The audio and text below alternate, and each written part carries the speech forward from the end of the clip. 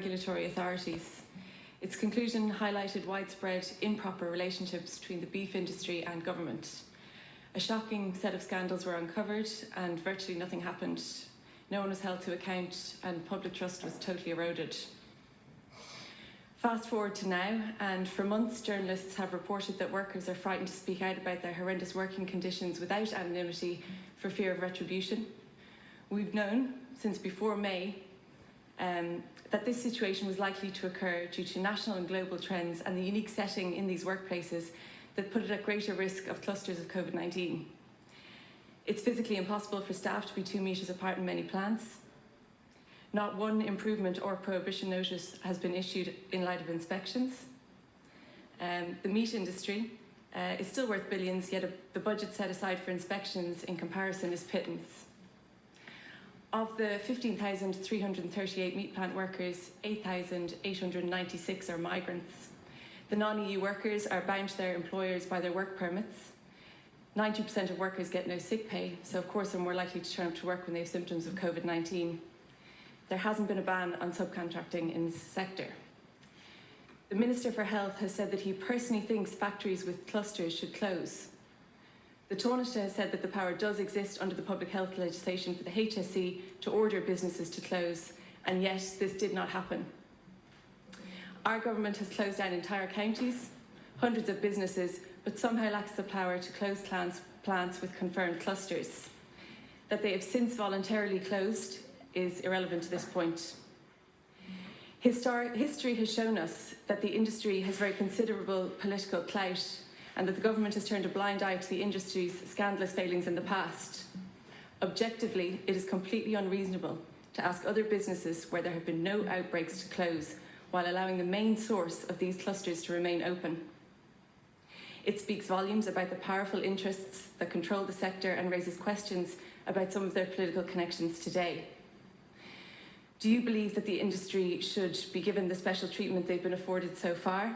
And does the industry still have close relationships with members of the government and strong political influence? That question's for Mr. Carroll. Chairman, thank you for those questions. I suppose referring back to something that happened 30 years ago in a completely different environment, I don't see the relevance of that to today, where we're dealing with a pandemic. I've explained the relevance. And I'll look at the last point that you've made. I mean, the Minister for Health did over last weekend talk about plants that had large clusters closing, and that had an influence. Now, what we would say, and what the Minister and his government colleagues have decided upon, is a testing regime that will be extremely comprehensive, that will run over a 4-week period, and every single site will have a test protocol in place. So the control of clusters will be dealt with in the context of that 4-week testing protocol, where after each round of test, any positive... I'll move on if you won't answer the question. Now, the question about closures, generally speaking, is that where we want to be in our economy? Do we want to, for example, in any particular case, decide that if you have 3 or 5 or 6 or 7 or so positive that you close the entire company that employs 600 people? That hiring through agencies may have been an aspect of the past, but is certainly not the situation in the industry now. Are the authorities investigating the issue of agencies used by meat factories? Is the revenue satisfied that all legally necessary supports are being paid by the factories to their workers? We know the German government has decided to ban the use of subcontractors in large meat plants. All meat workers should be employed by the factory and therefore have full protection under employment law. Will this be happening here, Mr. Healy? And also, in the future, if there's cases of outbreaks in food processing plants like this, will they be closed down like these ones have?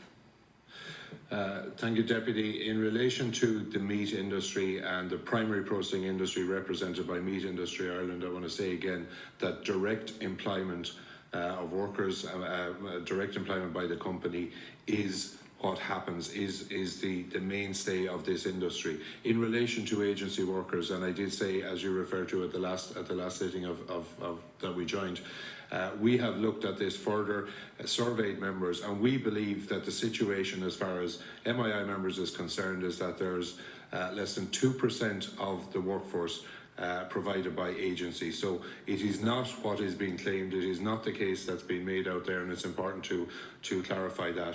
In relation to go forward situations, it is an essential service. Obviously, the powers are there to close facilities. They will, in relation to an outbreak or a situation, it will be determined by the local health authorities. We want to find a way that we can continue to maintain the food supply chain, but also deal with worker safety and what's happening in terms of the testing regime. And it has been said by SIPTU when we met them earlier this week, the testing regime that we're about to head into now has twin objectives. Will individual plants with new clusters be closed down?